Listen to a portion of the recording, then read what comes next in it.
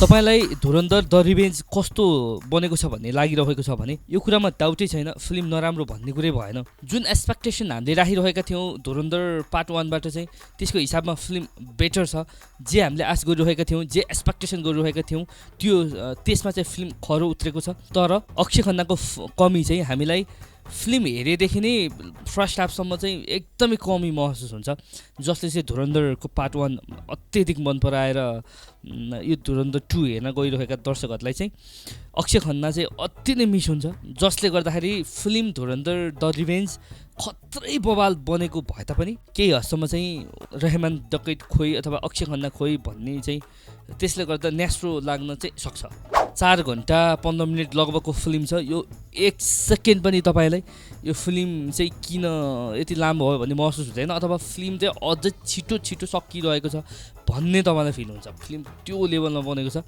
अझ तपाईँलाई फिल्म सुरु हुनेको एकछिनमै चाहिँ तपाईँलाई यस्तो अटेन्सन गराइदिन्छ त्यसको एक्सन सिनहरूले, त्यसको अझै झिरिङ्ग हुने खालको भनौँ त्यो लेभलको चाहिँ एकदम हाई लेभलको, पहिलाको तुलनामा चाहिँ त्यसको इन्टु 10 टाइम्स बढी चाहिँ यसमा विवश हत्या गरिएको छ यो फिल्मभित्र, अथवा त्यो खालको क्राइम सिनहरू छ, अथवा त्यो खालको काटमार चाहिँ यो फिल्ममा प्रेजेन्ट गरेको छ। अहिले चाहिँ त्यो अझै मैले यसमा भनेर व्याख्या गर्न सक्दिनँ, तपाईँलाई अङ्ग्रेजी नै हुने। यो फिल्म बच्चाहरूको लागि त यो कदापि हेर्ने कुरै भएन, ठुलो मान्छेले पनि यो फिल्म हेर्न चाहिँ एकदमै जिरिङ्ग चाहिँ हुन्छ। मलाई सम्झिँदै जिरिङ्ग भइरहेको छ। त्यो लेभलको एक्सन चाहिँ सुरुदेखि नै नन स्टपै छ भन्दाखेरि तपाईँलाई चाहिँ फरक पर्दैन। अझ अलिकति केही हदसम्म चाहिँ फिल्ममा चाहिँ रणवीर सिंहको ब्याकग्राउन्ड अथवा उसको धुरन्धर पार्ट 1 मा नदेखिएको पछाडिको पार्टहरू जस्तै कहाँबाट चाहिँ यो जर्नी सुरु भयो चाहिँ भनेर चाहिँ त्यो चाहिँ देखाएको छ केही क्षण, अथवा केही क्षण त्यो पछाडि चाहिँ फिल्म सो त अगाडि बढेको छ। टोटल ग्याङ वार, टोटल जुन हामीले ओभर एक्सन हेर्न खोज्छौँ त्यो सुरु भइसकेको छ अन्तिमसम्म। मैले भनिहालेँ फिल्मभित्र हेर्नै नसकिने खालको दृश्यहरू छन्। अझै एउटा फिल्ममा टाउको काटेको सिन छ, यो मात्र होइन कि यो यस्ता सिनहरू सामान्य तरिकाले देखाइएको छ। यस्ता घातक सिनहरू चाहिँ फिल्ममा कयौँ छन्।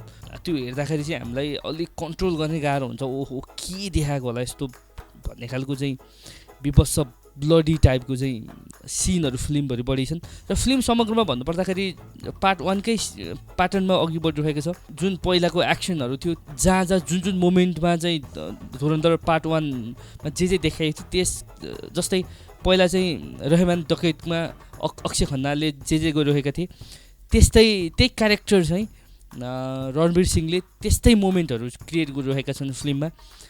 जस्तै अनि फिल्ममा अक्षय खन्नाको जुन भाइरल भएको इन्ट्रो सिन थियो, यसमा पनि रणवीर सिंहको पनि लगभग त्यही छ। त्यसलाई नै रिकल गरेका छन् मेकरले।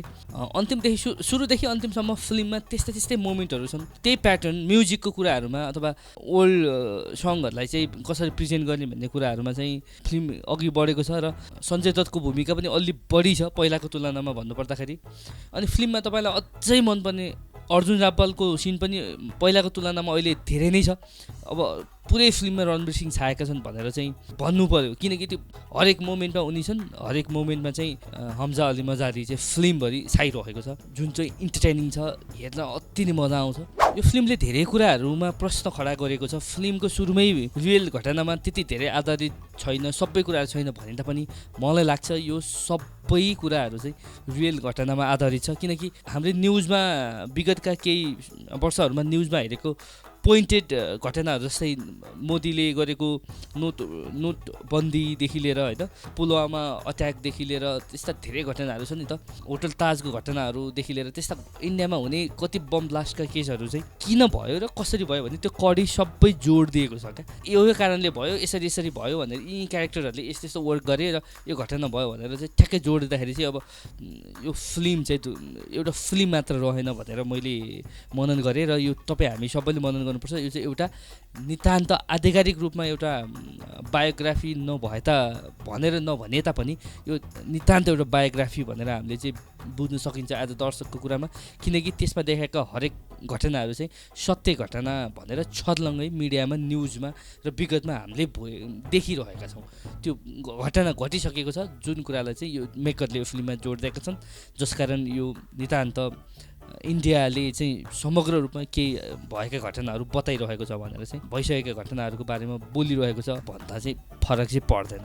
अझ के लाग्छ भन्दाखेरि फिल्ममा दाउद इब्राहिम भन्ने एउटा जुन इन्डियाको डन थिए उसलाई पनि नोटिस गराइदिएको छ, कस्तो क्लियरली देखाइरहेको छ होइन। अब त्यो मान्छे अझै पनि जिउँदैछ भनेर चाहिँ यो फिल्मले बताइरहेको छ अहिलेको केसमा चाहिँ, अनि उसलाई के भएको भनेर पनि देखाएको छ। त्यस्ता धेरै क्यारेक्टरहरू छन् जुन चाहिँ फिल्ममा चाहिँ स्पष्ट रूपमा चाहिँ इन्डाइरेक्टली सिम्बोलिक तरिकाले साङ्केतिक तरिकाले चाहिँ भन्न खोजिरहेका छन्। त्यस्ता फ्याक्ट कुराहरू चाहिँ हिडन कुराहरू जुन चाहिँ हामीलाई कन्फ्युजनमा हुन्थ्यो विश्वका मान्छेहरूले चाहिँ यो के होला भनेर बुझ्ने घटनाहरू चाहिँ यसमा चाहिँ इन्डाइरेक्टली रूपमा चाहिँ बुझाउन खोजिरहेको छ यो रियालिटी भनेर, यो भइरहेको छ भनेर।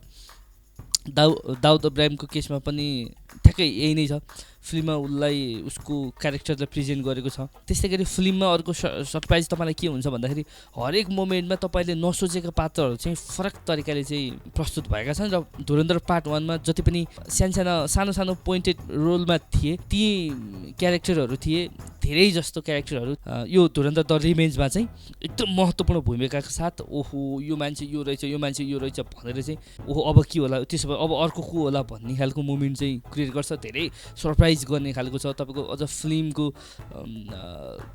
ब्रेक कस्तो मोमेन्टमा हुन्छ त्यो पनि तपाईँलाई हेर्न लायक छ। हमजा अली मजारीको जुन भूमिका थिए रणवीर सिंह, उनको रियल नाम जसकिरत हो भनेर चाहिँ यो फिल्मले स्पष्ट बताइदिएको पनि छ। उनी रियलमा हमजा भएरै यो फिल्मको इन्डिङ हुन्छ कि अथवा जसकिरत भएर चाहिँ यो फिल्मको इन्डिङ हुन्छ भन्ने कुरा नै तपाईँहरूलाई सस्पेन्स राखिदिन चाहेँ मैले। त्यो फिल्मको बडो इमोसनल पाटो छ र एउटा मान्छेले कतिसम्म त्याग गर्न सक्छ, कतिसम्म बलिदान दिन सक्छ भन्ने कुरा, आफ्नो देशप्रति आफ्नो परिवार आफ्नो समाजप्रति कतिसम्म वफादार हुन सक्छ भन्ने कुरा पनि यो फिल्मले बताएको छ भन्दै समग्र फिल्म कत्रो दामी बनेको छ। यसमा अब अरू केही कुरा गर्नु परेन, डिरेक्सनको कुरा त त्यही नै हो बबाल, म्युजिकको कुरा पनि बबाल, जुन एक्सन यताउति देखाइएको छ त्यो 10 टाइम बेटर छ पहिलाको भन्दा, सबै कुरा पर्फेक्ट छ। समग्रमा फिल्म चाहिँ कस्तो छ भनेर मात्रै मैले यो कुरामा जोडेँ भन्दै अरू रिभ्यू लिएर हामी फेरि पनि आउँदैछौँ। तपाईँसँगको लागि बिदा दिनुहोस्, धन्यवाद।